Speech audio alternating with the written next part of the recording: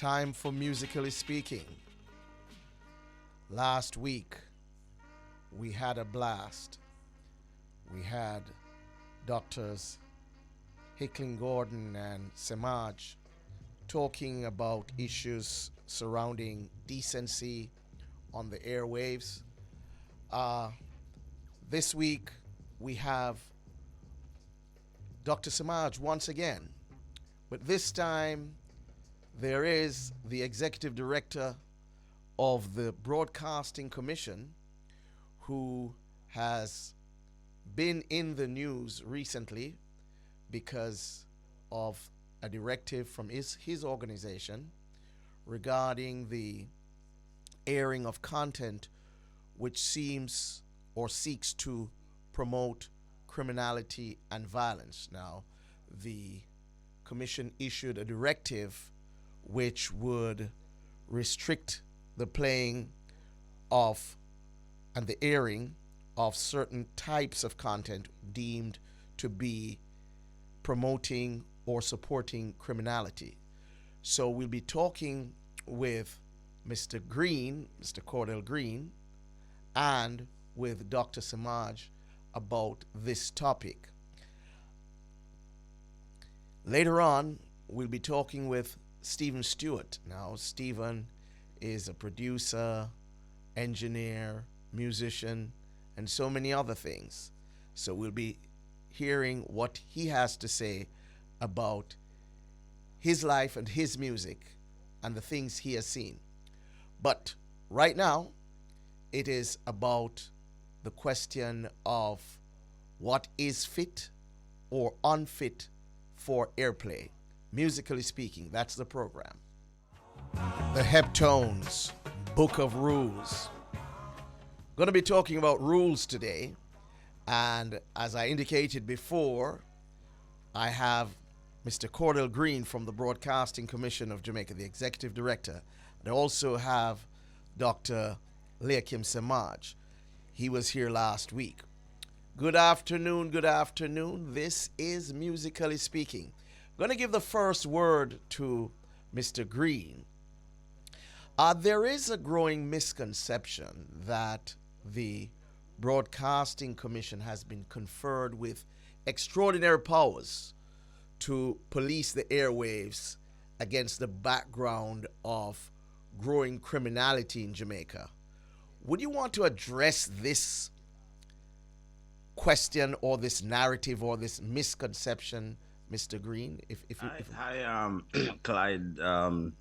Good afternoon. Good afternoon to Lakem. Good afternoon to your listeners. I am battling an awful cold and a cough here, so forgive me. I hope you're hearing me clearly. I'm hearing you very clearly. You're always very clear. Oh, excellent. So let's get this bit of farce out the way very quickly. We call that type of thing fake news. Yes?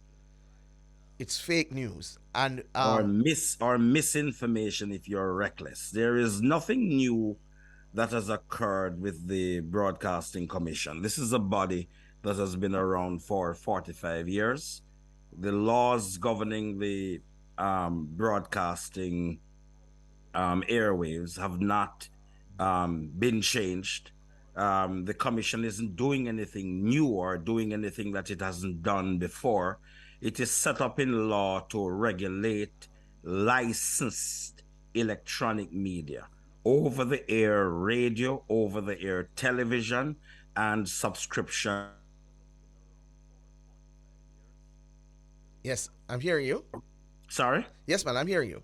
Right. So, in fact, its scope is relatively narrow because, as you know, media is far more expansive than those, let's call them traditional outlets. So the commission has issued a directive consistent with its weekly, monthly, daily work of receiving complaints from the public, or when it monitors and it picks up material that violate broadcasting rules, it intervenes. On rare occasions, Clyde, I'd call it rare because this doesn't happen all the time. The commission intervenes in a kind of systemic way when it believes it is pointless to be ruling every week or every day on, recurring issues. So in the past, there were some songs called daggering songs, and it was convenient to identify them as daggering songs that were permeating the airwaves, and the commission intervened to say those songs must be stopped. This was It didn't around mean 2009, right? Yes, yes, yes. It didn't mean the commission wasn't ruling all along on various breaches, but it found that there was some consistency in a certain type of material. And now we have another. Yes, go ahead. We seem to have. um, Yes, go ahead. scamming and promoting pill popping and that kind of thing. And the commissioners just intervened to identify those and make it very clear that they should not be on the airwaves. Those are not the only songs that violate broadcasting rules or have violated broadcasting rules or on which the commission has acted in the recent past. They're just one particular set of, And I think it's important to state, well, you have that this is not something novel. It is consistent with the mandate of the commission to regulate the airwaves and to ensure that the codes of decency are adhered to, and also that regardless of whether there is an upsurge in crime and violence, your mandate would have remained the same, which is to regulate the airwaves. it happens every week. I think sometimes people don't make a connection, Clyde, between the work of the Broadcasting Commission and apologies that they air, because the commission does.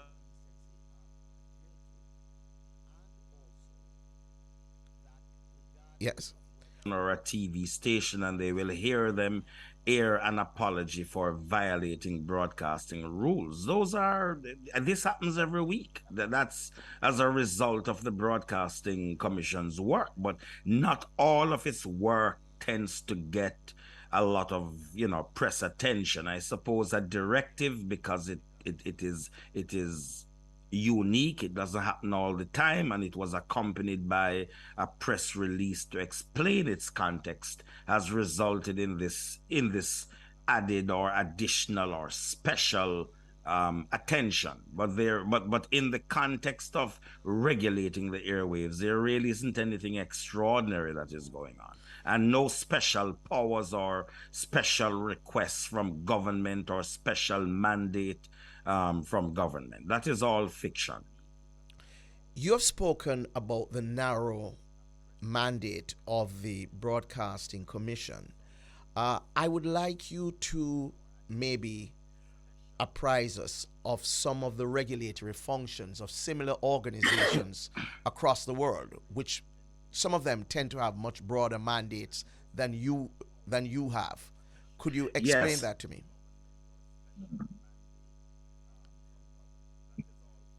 We seem to be having a problem with the internet. regulators No, on a Cordell, continuum. if you could just repeat, because we weren't getting a piece of what you were saying. The Oh, first I'm part. so sorry. I Yes. said not many of them, in fact, have powers that are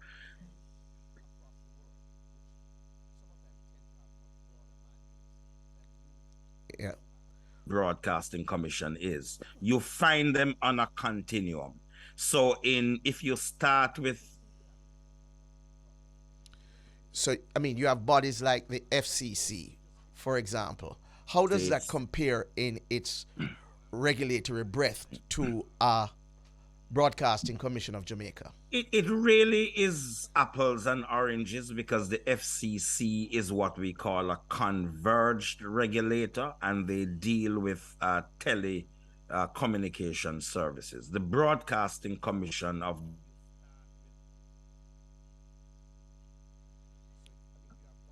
Oh, this is so sad Yes, because he said across the world, but you don't find the FCC being, in fact, as active as a Broadcasting Commission of Jamaica when it comes to content regulation. right. Uh, I think we're going to want to come back to you and see if we get a better connection because what you're saying is so critical to our understanding of the role of a regulator such as the Broadcasting Commission in a country like ours. Musically speaking, Dr. Samaj, you're there, are you? Alive and well. And kicking. Absolutely. You heard what Cordell said about the role of the Broadcasting Commission. One of the things I have always been saying is that technology has gone ahead of the regulatory capacity of the Broadcasting Commission. And some people would even say that I was advocating new powers for the commission. But what I was actually saying is that given the technological developments, the provisions that are contained in the mandate for the Broadcasting Commission would not be up to date. I think that might be a point that Cordell himself might agree with me on, in that when the Broadcasting Commission came into being, a lot of what we're seeing now in terms of communications did not exist. As he speaks about the FCC and the converged regulatory responsibility that it has, it came to me that, look, with all the developments and the technological convergence, a lot of what we consider to be traditional broadcasting is no longer under that purview. And therefore, we might need to be looking at new modalities in terms of addressing some of these regulatory issues. Cordell, are you hearing me? Dr. Samaj, if you may want to come in here, because we're Sure. trying. Yes. What you're describing, Clyde, is a fairly universal phenomenon. The way I like to summarize it, there's this thing called IT, information technology. But guess what? The T always come before the I. Technologies emerge before you figure out how you should really deal with it. So yes, we're always behind, and the legislation is always behind too. Look, the regulations. The vacuum tube developed way before you figured out what to do with it. Oh, you could make TV with it. So it's a universal phenomenon that the speed of technology is ahead of the speed of information and how to handle it. So this is no different. But what happens now, society goes on. And as the opening song says, each is given a bag of tools. But we have the book of rules to go because we have work to do. And society does some very interesting things. Society has to give signals.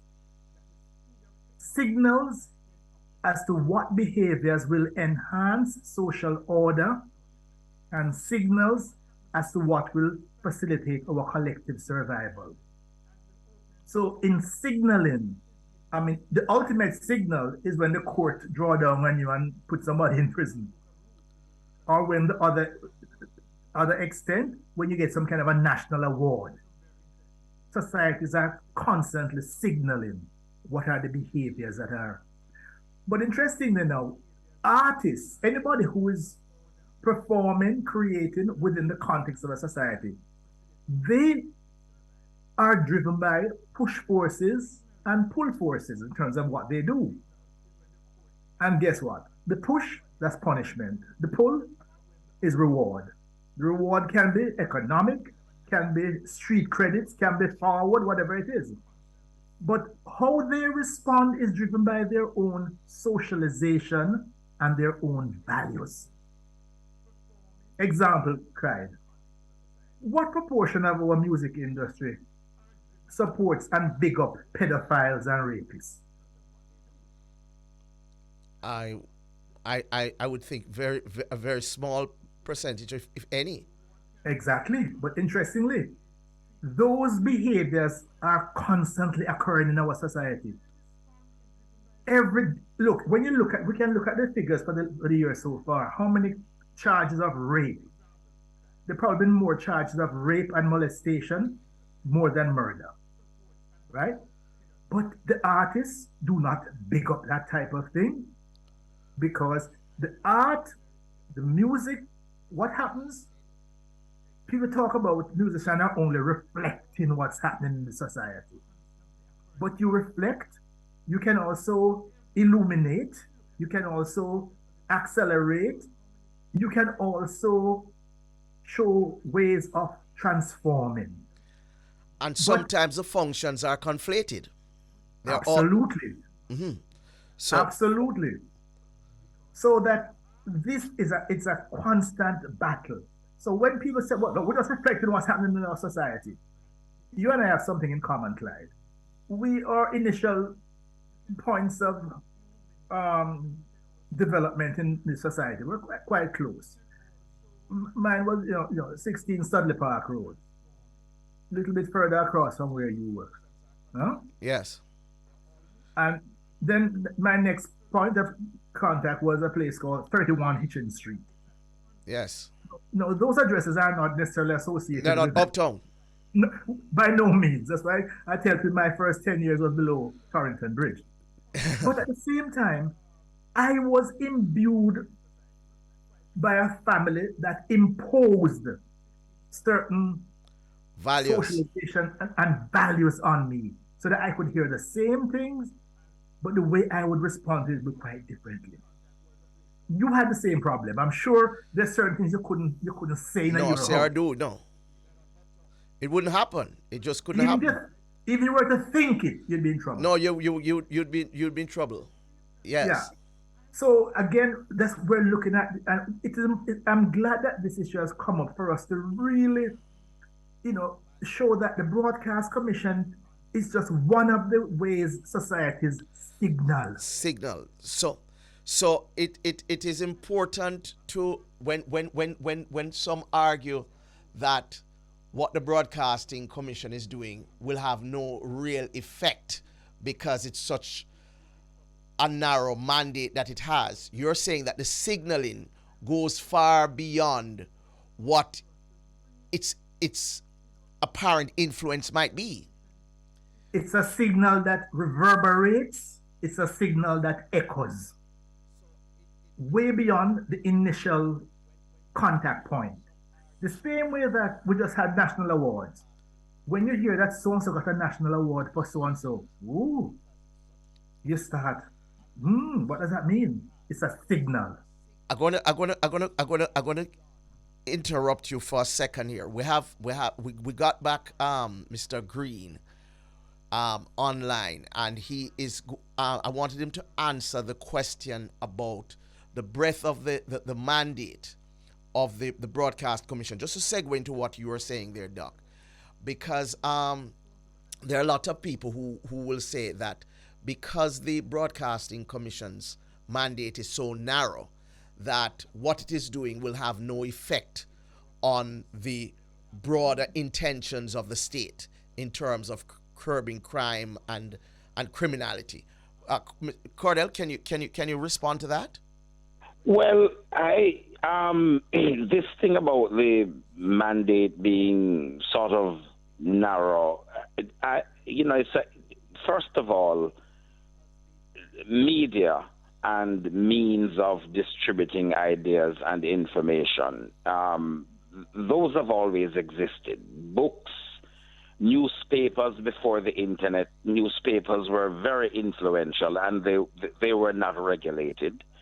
Long before the internet and social media, we have had satellite television, satellite radio. Those were not regulated. So I hear what is amounting to sort of arrant nonsense, where people seem to be pretending that we're living in a world where for the first time we're having platforms for distribution of ideas and information that the state chooses not to regulate. That's not the point.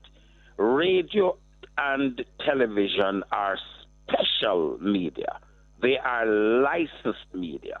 There are all kinds of other means by which people get out information, education, entertainment information, from dancehall, sound systems, to their personal devices, to foreign outlets that the state has no control over. Jamaica is not unique in that regard. That is so in most countries in the world, even those that are totalitarian, where the state believes that it is fully in charge. You can see in Iran, you can see in China, people have ways of getting around all kinds of control mechanisms. So Lakem is quite right when he spoke about what this is meant to do. It is meant to say to people, you're not operating in a standardless world. I mean, I know that we see a lot of institutions that are now being challenged, from the church to the state, all to the school, all our traditional institutions. And that is because the operating systems of the society are changing. Mores are being questioned, long-held values and conventions are being challenged, not for the first time in human history. We go through these cycles. The consistency is that we socialize in particular children. You know, people pretend that everybody knows everything about everything. Children in particular know very little or nothing about a lot of things. It happened with our generation when we were in school. You would have braggarts who would go around and tell you about their sexual lasciviousness when they were virgins. We were walking around. Dancehall artists do that too, you know. Exactly. Yes. As a matter of fact, if people who are people like men who actually know a great deal about relationships, who actually know what it takes, the time and the energy and the resources that you have to invest in a relationship that is meaningful, those men understand that people who go around and say that they're gallus are either really not interested in women, or they are really not having meaningful relationships, because it's just not possible for you to cultivate meaningful relationships with so many women. But at a certain age, you don't know, or you know very little. So where do you go? You go to your peers, you listen to songs, you read books, you look at magazines, you listen now to podcasts, you observe. That is how people who know little or nothing learn. And so we are saying the people who know little or nothing, and increasingly, that's a lot of us, by the way, despite the fact that we are operating in the information age, we are all socialized. So everything matters. Words matter, music matter, lyrics matter. If that were not so, Nelson Mandela wouldn't be recognizing Bob Marley. Bob Marley wouldn't be the global icon he is. Neither would Vybz Cordell be as popular and powerful as he is. These things matter. Whether you're writing poetry, books, newspaper articles, hosting television shows, playing music on the airwaves, it serves a purpose. Otherwise, why is it being done? And if what we did was irrelevant, what is all of this hullabaloo about? Lots of irrelevant things are happening every day. You don't hear people talking about these things. Well, you know what? So this is clearly not irrelevant. What it has done, it has reminded people that some people who claim to be all powerful are really not. People who are on the airwaves need to remember that it is a privilege. It's not a right. You don't play what you want, say what you want, do what you want. You can do that in your home, And you can go on the internet and do that. And by the way, I want you. Not everywhere.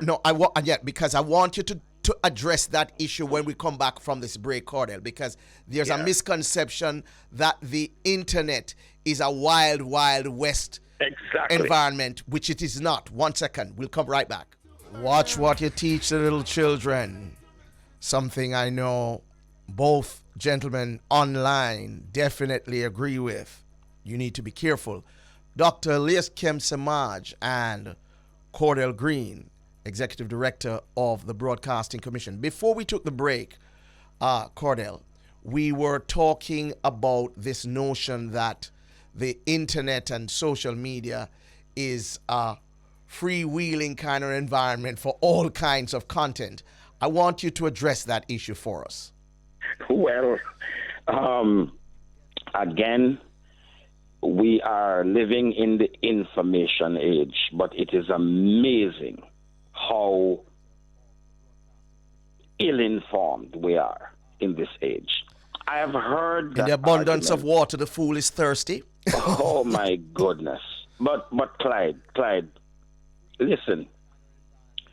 There are people spouting that nonsense as if they don't know that one of the most powerful men in the world, whether he deserves to be so or not, a former president of the United States of America, was taken off, is still active, is not on Twitter.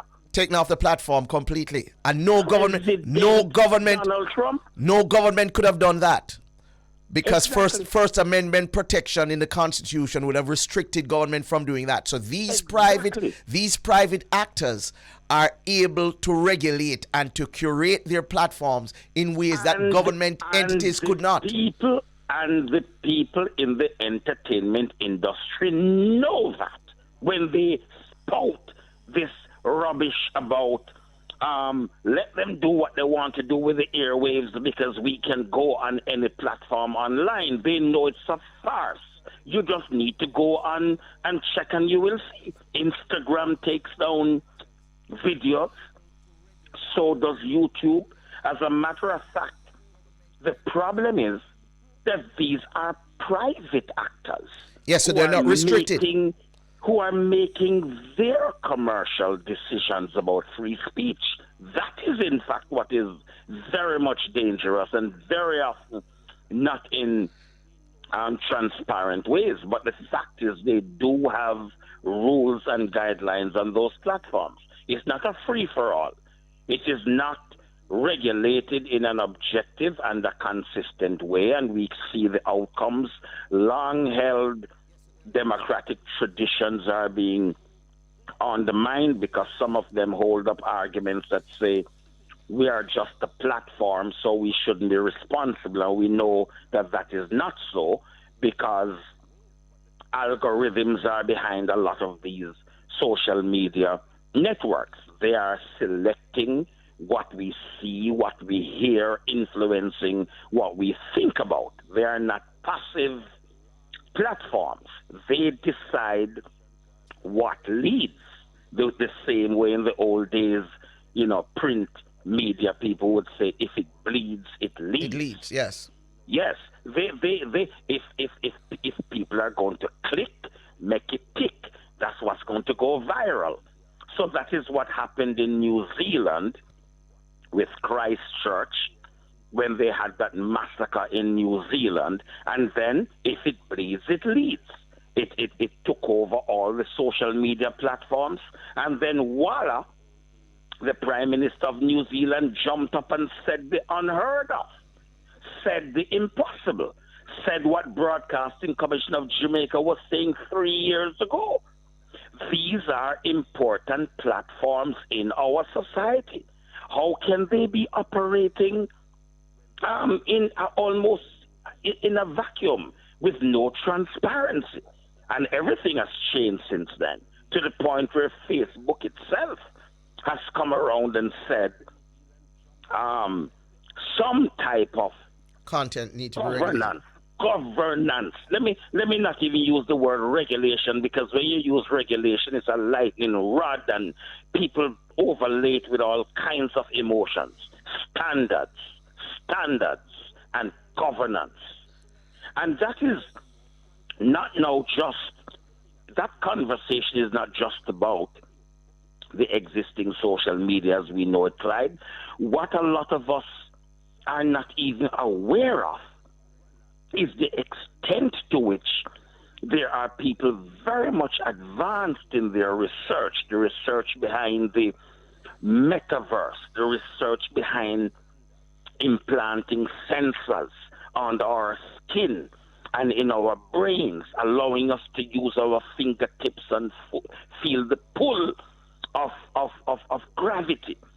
All kinds of research and work that's going on to create more what I call synthetic experiences. Yes. And there's a real debate that we ought to have about whether a few billionaires and a handful of corporations, because despite how many social media companies we see and how many companies we see thriving, they are oligopolistic and monopolistic in their reach. Concentrated in a few hands, located in China, located in the United States of America, and to a lesser extent in Europe, shaping our worldview, determining their concepts of reality, informing the reality of the world in which we live through artificial intelligence,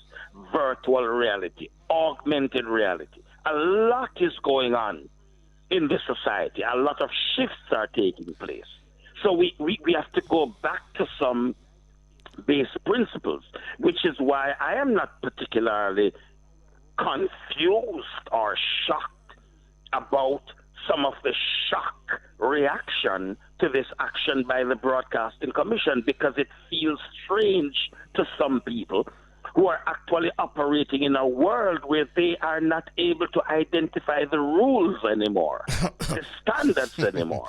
I want to throw this to Leakim, because a lot of people in Jamaica, for example, they feel that maybe the Broadcasting Commission's directive is directed at a certain segment of the society. And that segment seems to believe that it's set upon. You're selling little herb and the police come and arrest you, but big man can't have him herb enterprise. You know, we do a little stealing of the electricity and we're gone to jail, but big man, him can set up him whole thing and him run whole plants and thing and nothing happens. You know, keeping a little dance to make a food and the police come in. In other words, it almost seems to them that the state always finds a way of restricting their access to funding, to income. How do you respond to that, Dr. Samaj? It happens in so many layers in our society, whereby persons who operate below a certain threshold are able to do so in a manner that is quote unquote almost unregulated. But there's a consequence for that. Now, look at the same thing to do with even music. You keep that like a dance and but don't start here that you have to pay fees for the use of people's music. So even that now becomes I can't just operate as I see fit. That's not the music I play, boss. But the artists, the same artists themselves who are making the music are due to be paid based on how the music is played. So there's an educational program that has to go on, that the extent to which you operate outside of the social order, you do not get entitlement to the benefits of the social order. So, that's a very important statement you have made. Public education, because I think even many of the misconceptions about the role and the purpose of the Broadcasting Commission is born out of ignorance, and the need for public education is really very important. But I want to touch on something quickly, Cordell, and that is what I call, for want of a better word, retrospective regulation.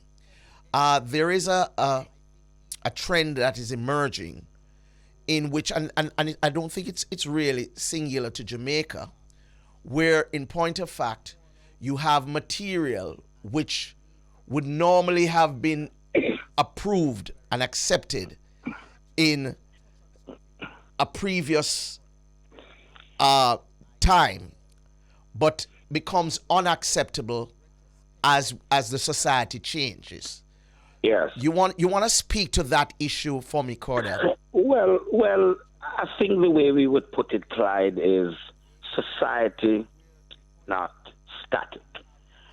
If Bob Marley came along and he were a young man and we had 9/11 and then he released a song with the words, "I feel like bombing a church now that I know the preacher is lying, trust me," the interpretation would be very different. Context is everything. But we need to understand that what we're talking about is, as the society moves along, our standards change. There's a Victorian era where the length of a dress decided morality. You hear that kind of debate going on now about school uniforms and whether those things matter and how you groom your hair.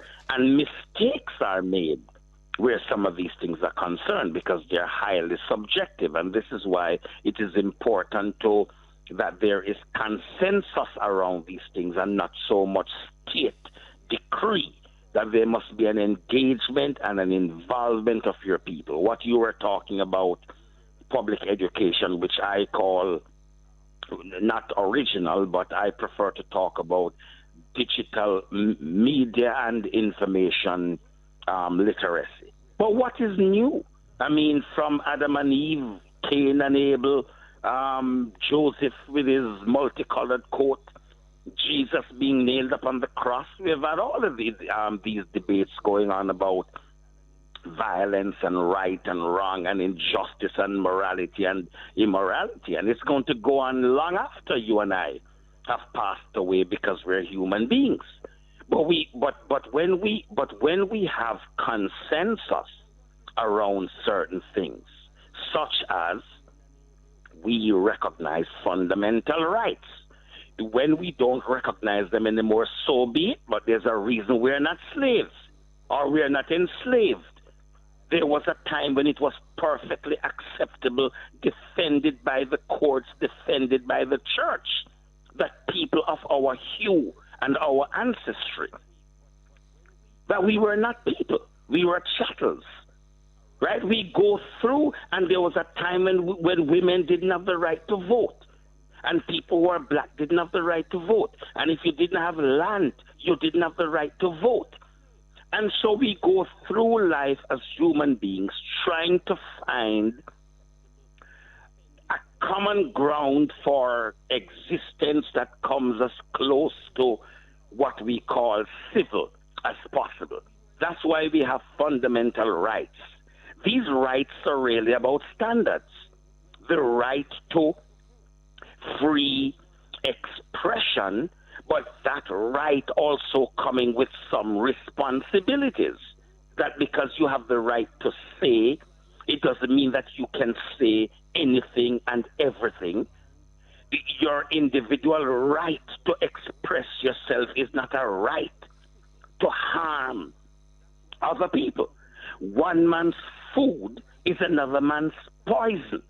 And you have to recognize that. You just can't say, eat a food and share up the food and distribute the food when for somebody else it's poison. If some people eat too much orange or chocolate, they get terrible migraine headaches. There are people who eat shellfish and they can die. But we go through life. Yeah. Sorry. if I may add two examples to further illustrate what Cordell is saying, it's almost total, say, in the United States. Every packaged food has to list on it, peanuts were cooked on the same thing that this was. Because there are people who are allergic to peanuts, and you That have will to kill them. Or this has lactose in it.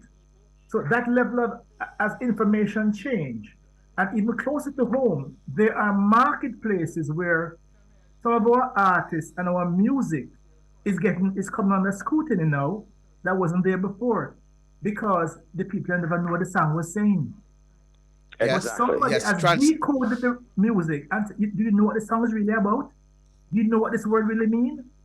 And all of a sudden, the artist and the music and the song is coming under greater scrutiny because times have changed and persons now realize, oh, is that them singing about? I rest my case. Well, before you rest, Doc, the issue of influence, because I know you are a strong believer in that, and there are those who contend that the question of influence is not a linear matter, and that some people will hear the music of Cartel or any other content which we might deem problematic and they go to church, while others might hear it and they might decide to do something that is untoward. How do you respond to that? Well, again, as I tell you, the exposure is there and the push and pull are also there. But it's driven by socialization and values, which are imbued coming from parents, coming from home, and the society also now sets signals. But guess what? By the 20th week of pregnancy, the auditory functions of the fetus are established and working. Evidence has shown that the music that a baby is exposed to in the final trimester of pregnancy, you can actually measure that later in life and you find the same proclivity, the same response based on what was exposed. So prenatal music exposure encodes itself in memory and can be assessed in the absence of language. So that we are setting these things, but the socialization, back to the song, first song played, each is given a bag of tools, but you're also given a book of rules. So it is not linear, it is not one for one. The same household, one turn thief, one turn police, even though sometimes they interlap. But the signal is important. The signaling is important because this will happen, and the parental, the societal. Look, we have our first 10 years is imbued by values granting institution, family, school, church. All of those things are intended for that purpose. Some miss. Some are under-socialized. And then guess what? We have these two other instances. So the police and the military now step in to those who were not socialized by the school and the church, one way or the other. Cordell, yes, go ahead. No, because I want to ask you. Yeah, but go ahead. Go ahead. No, I was about to say, Clyde, that yes, and also I think when we discuss these things, people sort of get back to talking about just entertainment and the entertainment industry. Also, right, looking at popular culture in a very, very narrow, unhelpful way. Because the news We're too. talking about norms. They reinforce, establish, explain, and they also challenge norms, values, identities, ideas, and the entire spectrum. A lot of what's created in that context will be controversial. A lot of it can be and will be contested. A lot of it is helpful, because that's the other thing I want to underscore, that part of the problem I have is this ongoing debate about those who are creating what I call harmful content with very little attention being paid to those who do the right thing. It's like most Yes. of us go to school and behave. Yeah, and no attention they paid give to us. a prefect badge, but everybody creates programs. Everybody invests and creates programs for those who don't do the right thing, and those who do the right thing struggle. There's almost an incentive to be bad. Well, don't you see it with countries? If you behave yourself, if nobody pays you any attention, you start making bombs, and suddenly everybody look how much money they pumped into Afghanistan. That could have helped turn around the entire Caribbean, only because there were some Taliban down there giving trouble and threatening America. It's not an invitation for people to be antisocial. But what I'm saying is there also needs to be a balance. And when Lakem spoke about the food and what you're seeing on the packages, it's not unlike what is expected of radio and television, that you're to rate the content in the same way. You take it up and you're asking, is there shellfish? Do we have peanuts in there? You can take up anything and ask questions about the level of violence and sex. Well, the very Bible, you ask those questions. I have a quick one for you, though. Of Solomon and Proverbs. I have a quick one for you, though, before you go, Cordell. In this current environment, do you see a more enhanced role for state regulators, or do you see a diminished role for them in this new paradigm? Well, it certainly can't be diminished because of all the signs that we are seeing about what's going on with the operating systems of society, which are more far-reaching than the first industrial revolution. What, however, is going to be different is that a kind of paternalistic hierarchical approach cannot work. We need different layers and levels. So self-regulation becomes more important, going back to what you were calling public education, and which the Broadcasting Commission is big on. Digital media and information literacy, because the best line of defense is not a strong regulator, it's not a strong police. The first line of defense and strongest line of defense is a digitally literate citizen. And so we have to invest a lot in digital media and information literacy. But of course, you're still going to need to have a monitor. Traditional state regulator. There are people who are talking now about the fact that you need a regulator of algorithms the way you have Food and Drug at an FDA in the United States of America. That's dealing with the creation of algorithms which are dangerous, which can be they are affecting our lives. They are computers and algorithms taking decisions about whether people get a job, whether they get medical attention, yes, whether they get a loan, and they are unaccountable. They're unaccountable. Let us remember that nobody can. You have no recourse when they act. This is just incredible. Food for thought. So much we have really talked about here that is of critical importance to the functioning of our society. This is where we have to leave this time, but this won't be the last time, because these are thoughtful men with a lot to say, and we're going to have them back very soon. Thank you very much, Dr. Lakem Samad. Thanks for having us. Sorry for the voice. That's all right. You got through. Very good, Cordell. Very good, Clyde. Thank you so much. Great. Musically speaking, that's the program.